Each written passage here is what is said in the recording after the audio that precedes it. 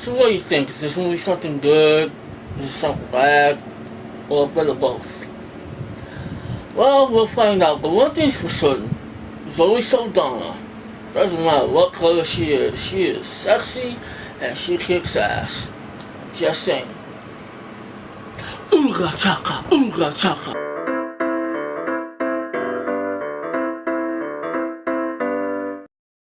So what's up with Guardians of the Galaxy?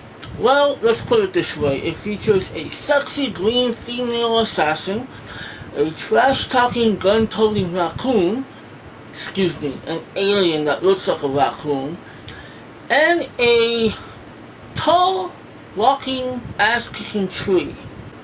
Obviously, it's a sci-fi fantasy. So yeah, this is directed by James Gunn. It stars Chris Pratt, Zoe Saldana, Dave Bautista.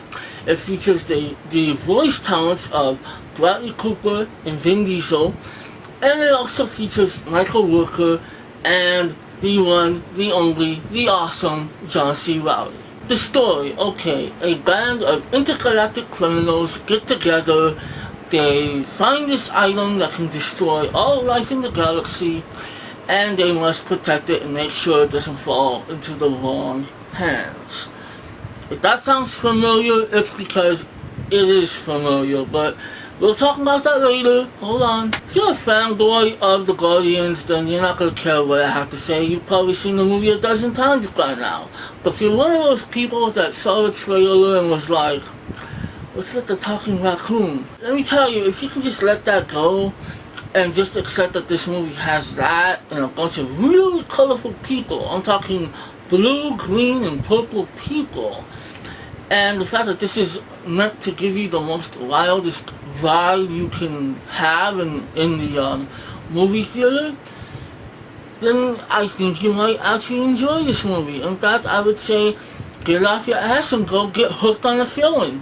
Go see this damn movie. Now, I was a skeptic, or I would say more so, my expectations were in check. I didn't know what to expect from this film. I know it comes from Marvel, and I know that it's part of a successful but more obscure comic series. But the fact that I don't really read that many comic books, I'm sorry. I didn't know who these characters were. But I didn't bother to research it. I didn't bother to look into them. I just simply wanted to go see the movie. And now that I've seen the movie, I gotta say that my expectations have been blown away. My universe is shattered in a great way. I had a wonderful time with this movie. This movie was exactly what I needed. After working a few long and boring days out of the week, it was nice to go to a Friday matinee and enjoy the hell out of a really cool, kick-ass sci-fi fantasy adventure. All the technical stuff in this movie, great. Awesome special effects. I saw nothing wrong with the special effects. They were so great. The set designs, the costumes, the makeup, all of it, top notch. The tunes that they picked for the soundtrack were great. I was just kind of grooving in my seat while listening to every song. I fell in love with these characters.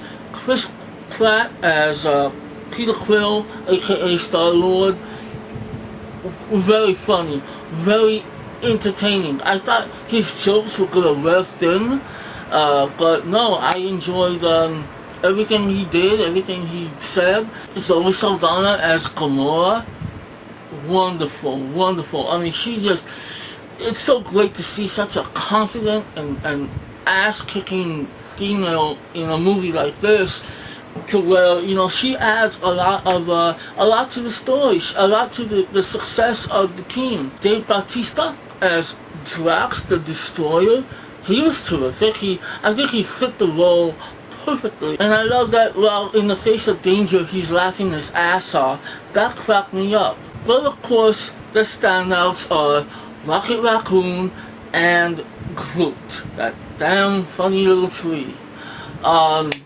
Yeah, they definitely steal the show, especially Rocket. Now, Bradley Cooper just gives such a great performance, and he delivers his lines so wonderfully that you would think that he actually interacted with the actors. I don't think he did. I think he had a stand-in, and he just basically read his lines while somebody fed him the other characters' lines. But just the way they put everything together, you know, you have 2 CGI characters and 3 physical actors. It seems like it was all, it just fits so seamlessly. Like, they all have such great chemistry that I almost wish that Bradley Cooper were there. And Vin Diesel. Vin Diesel just basically says, "I am Groot" the entire time, and somehow manages to make Groot such a lovable and cool, kick-ass character. The action in the film is stupendous. It is exciting.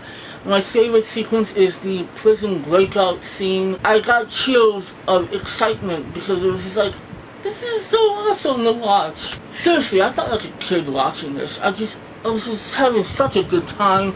I felt like it was Christmas morning, and I got shiny new toys to play with. And you know, the humor in the film, it worked completely for me. I think I laughed or at least giggled with every joke. But the movie is not perfect. It does have flaws. The flaws that are there I would deem minor, because they did not take away my enjoyment, but they are there. I have to acknowledge them.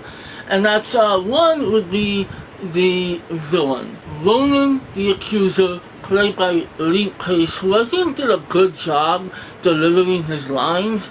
And he's very much an intimidating villain, but I feel like they could have done a whole lot more with him. Like, you can tell he can cause some damage, but I don't think they really showed enough of what he could do. And the way he's kind of, you know, taken down, I think is a little anticlimactic, but yeah, it's a minor thing. The Collector, played by Benicio del Toro. Benicio del Toro is an Oscar-winning actor. They kind of wasted his time, in my opinion. The character is there strictly for exposition. He doesn't really add any emotional depth to the story. He's just there to explain things. And then we come to the plot. The plot is basic Marvel rinse and repeat 101. How many times are we going to have a plot where, oh, there's this item, it's dangerous, it can wipe out life all over. Let's make sure it doesn't fall into the wrong hands. Shit, they took it. Now, in all honesty, that kind of plot device, I think, works better in this film because it's a sci-fi odyssey. I think it just kind of works to that advantage. But you have to acknowledge that it's not a very original plot. Marvel has done it too many times. But it did not really bother me. You know, it's more of an acknowledgement that I have to give. It didn't bother me because the movie itself was just so much fun. It was a really ass-kicking great time. You can watch this with your family, your friends, yourself, your pet raccoon. You can watch it any time. It's just so much fun. I really truly liked it. That I would say I loved it because I would give Guardians of the Galaxy a 4.5 out of 5. I'm very excited for them to make a sequel. I'm very curious to see how they're going to put these characters and mix them up with the Avengers because they are officially part of the Phase 3 cinematic Marvel universe, so they have to eventually meet up with some Avenger characters. And there is a stinger at the end of the movie, which, yes, you should stick around and watch it, but I don't know, it's kind of dumb, to be honest, and kind of brings up some old memories that I would rather not have. So my questions for the video would be, Guardian fans, was this the movie you were waiting for? I think it was. I mean, I would suspect it would be. But for everyone else, did the idea of a talking raccoon and a tree bother you? And also, what did you think of the stinger? Comment down, let me know your thoughts, and until the next time, peace.